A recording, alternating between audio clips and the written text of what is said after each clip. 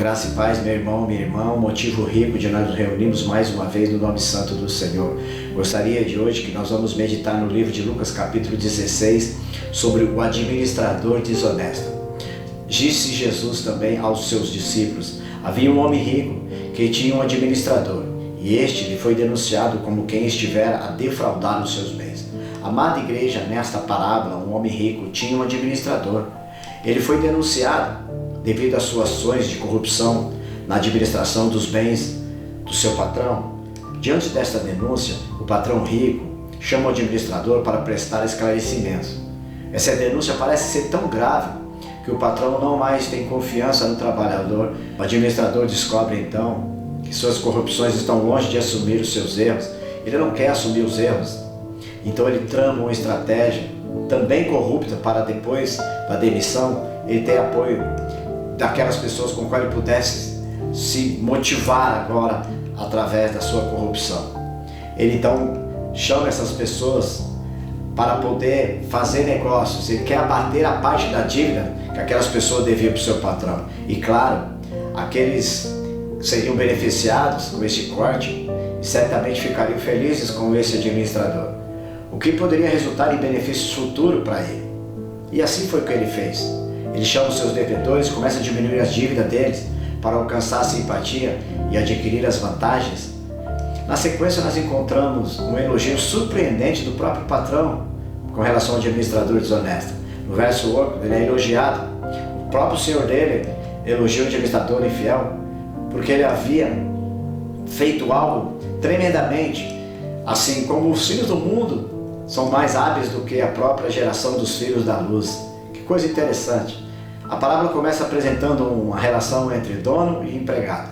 Um homem rico possuía muitos bens e não podia administrar tudo sozinho, então ele coloca um rapaz, uma pessoa de confiança para fazer a gestão dos seus negócios. Ele coloca um administrador. O fato desse administrador ter sido denunciado indica que a corrupção era notória e a confiança do patrão foi quebrada.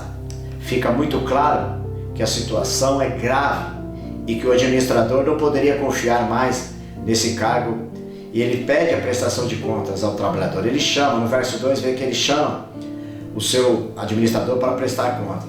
Ao invés de que ele fala, chama e diz: ouço isso a teu respeito, presta contas da tua administração, porque já não podes mais continuar nela. Aqui vemos que as notícias são tão graves contra o administrador que chega com muita força diante dos ouvidos do patrão. A decisão de demitir é imediata. Isso chamando a prestação de contas, vai ter que demonstrar a seriedade ou não dessa situação, dessas acusações.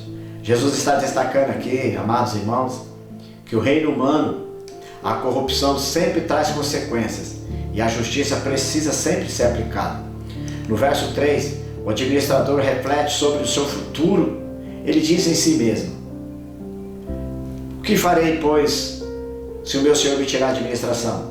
Trabalhar na terra não posso? Mendigar tenho vergonha? Veja que o administrador não está preocupado com arrependimento ou com justiça, mas ele está preocupado com o modo e padrão de vida que ele vai ter que viver. Trabalhar na terra, serviço braçal ou mendigar, seria humilhante para ele, na sua própria visão. Jesus, ao relatar esse pensamento, mostra a frieza do homem, o egoísmo da raça humana diante dos erros. Veja, este homem continua com a motivação de interesse próprio. Ele está preocupado com a sobrevivência social dele, não com a correção moral ou arrependimento de verdade diante dos erros. O verso 4, a ideia desse administrador, ele fala: eu farei. O que eu vou fazer quando for admitido?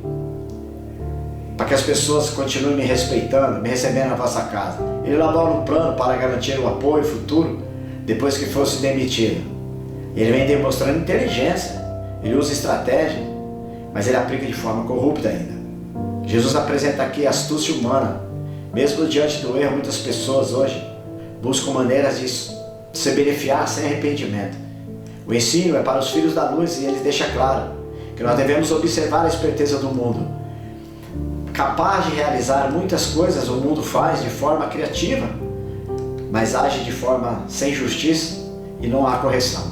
Os filhos da luz não devem agir e se igualar à imoralidade, mas devemos seguir alguns exemplos deles próprios, do mundo próprio. Veja que o verso 5, ele chama os seus devedores, os devedores do seu patrão no caso, e aí ele começa a dizer para o primeiro: quanto você deve para o meu patrão?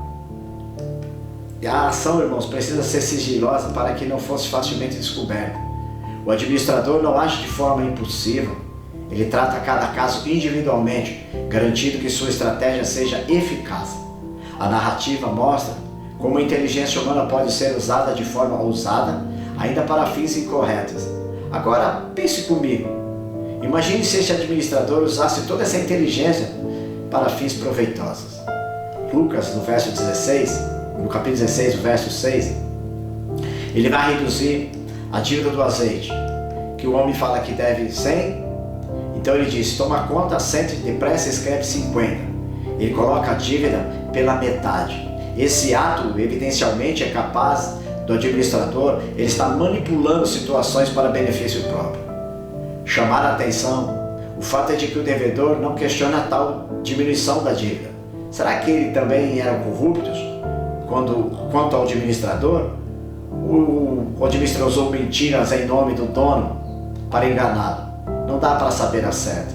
Jesus ilustra os filhos do mundo, que eles são os ilustres, são tão astutos e a obterem vantagens, mas fazem isso muitas vezes por meios incorretos. Já no verso 7, a redução da dívida do trigo, depois de perguntar para o outro: tu quanto deves? Ele recebe 100 colos de trigo. Disse: toma conta, escreve 80. Novamente o administrador reduz a dívida e garante simpatia dos seus devedores. O exemplo mostra planejamento, ousadia, característica valorizada, mas que precisam ser aplicadas de maneira justa e honesta por nós, os filhos da luz. O ensino nos mostra que ser ousado, ter planejamento, temos que ser astuto para aplicar, mas para fazer o bem. Vejamos que este administrador faz tudo tão bem feito, que acabou recebendo elogios do seu próprio patrão. Olha o verso 8. O elogiou o Senhor, o administrador infiel, porque se houvera atiladamente, porque o filho do mundo, irmão, são realmente mais hábeis do que essa geração de filhos da luz. Agora, vem a parte mais chocante da parábola. Esse senhor rico ficou alegre da maneira com que foi firmada a administração desonesta. Talvez ele tenha demonstrado aqui que ele também cobrava juros abusivos, ou que ele ia além das próprias leis de Moisés. Como se diz que ele agiu atiramente, significa prudentemente, sabiamente. Aqui a intenção não é apoiar a corrupção, mas destacar que o administrador foi muito esperto e ardiloso. O elogio ocorre não porque o patrão concordasse com a corrupção, mas porque não podia negar a esperteza do administrador. Como se diz, o administrador deu um cheque-mate no patrão. Esse elogio ainda tem um ensino adicional, porque os filhos do mundo são mais hábeis nas suas próprias gerações do que os filhos da luz. Olha o verso 8. Jesus mostra aqui que os mundanos usam os recursos que têm em mãos de forma ousada, criativa, ainda que para fins incorretos. Ele está nos ensinando que os servos de Deus muitas vezes vivem em timidez. Eles não usam os recursos que Deus nos dá para fazer as coisas corretas. Nesse sentido, os filhos da luz deveriam observar o tipo de inteligência dos filhos do mundo e também usar recursos que Deus lhe dá nas mãos, claro, de forma santa e correta, pois são filhos da luz. O verso 9 fala que a aplicação dos recursos para o bem, que Deus recomenda, das riquezas que originam fazer amigos, para que quando aqueles vos faltarem, esses amigos os recebam nos tabernáculos eternos. Para entender esses versos, temos que compreender que o administrador desonesto tinha em mente que as pessoas que ele ajudou, ou seja, aquelas cujas dívidas ele diminuiu, também tinham dívida com ele, estariam, portanto, aprisionados com ele, para ajudá-lo quando ele precisasse. Ah, meu irmão, a recomendação de Jesus é que nós, como filhos da luz, aprendemos a usar os recursos diante do mundo, não de maneira egoísta, mas para fazer amigos. Trata-se de uma aplicação sábia dos recursos, assim como a administração do administrador infiel foi sábio nesse sentido específico. Amados, os recursos pertencem a um mundo caído, mas devem ser usados para fazer o bem, pois tudo é de Deus. Os amigos citados parecem ser pessoas necessitadas, o que aponta para a ocasião social dos filhos da luz. Quando as riquezas faltarem, isso indica a morte chegar, o fim da vida. Ou seja, quando o dinheiro não tiver mais qualquer utilidade, os frutos permanecerão. Isso está de acordo com o ensino de Cristo sobre acumular riquezas dos céus, como ele declara em Mateus 6,20. Ser generoso na aplicação de recursos é uma boa obra dos filhos da luz. Devemos cultivar em suas vidas as boas, fazendo isso de forma ousada. O administrador infiel foi ousado para a corrupção. Os filhos da luz, irmãos, devem ser ousados para fazer o bem. Como resultado, terão tesouros eternos e as pessoas abençoadas por elas estarão na presença de Deus, que o significado possível nos remete ao exemplo de Pedro e de João quando estavam subindo no templo em Atos 3, verso 6. Não tinham dinheiro para dar ao homem coxo. Foram ousados, aplicaram do que tinham em mãos. Pedro, porém, disse àquele homem: não posso, nem tenho ouro nem prata, mas o que tenho eu te dou. Em nome de Jesus Cristo Nazareno, anda, levanta e anda. Eu queria que você refletisse comigo. Quantas incorrupções hoje no reino de Deus, quanta coisa feia no reino de Deus, quantos escândalos no reino de Deus. Mas eu gostaria de que você, eu, os administradores do Evangelho, pudéssemos refletir para sermos ousados com o que Deus nos dá na mão, mas para fazer o bem e não prejudicar as pessoas, porque nós exaltamos a Cristo quando fazemos as coisas retas, as coisas certas. Administrar as coisas de Deus é o exemplo de pessoas que são de confianças do Senhor. Eu quero agradecer a Deus por esta palavra, por essa inspiração que colocou no meu coração sobre um homem que, ao perder por corrupção, continuou sendo astuto, mas com ousadia fazendo coisas erradas e corrompendo para se sair bem. Não é o caso dos cristãos. Nós precisamos, em meados de qualquer situação, fazer o bem. Sermos sim ousados, não tem timidez não.